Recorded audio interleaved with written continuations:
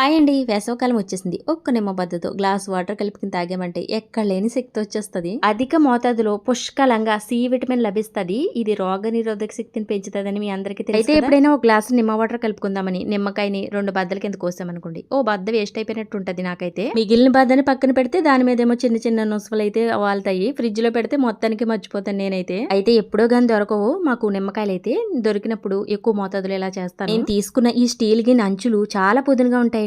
పిండి ఏమంటే ఇందులో కొద్దిగా కూడా ఉండదన్నమాట. రసం పూర్తిగా వచ్చేస్తుంది. పైగా బద్దని మనం అలా స్టీల్ గిన్నెకి రబ్ చేస్తున్నప్పుడు అందులోకి చక్కగా ఈ నిమ్మకాయ ఫ్లేవర్ అయితే వెళ్తుందండి. నా దగ్గర అయితే నిమ్మకాయ స్ట్రైనర్లు 2 ఉన్నాయండి. ఒకటేమో ప్లాస్టిక్ది, ఒకటేమో చెక్కది.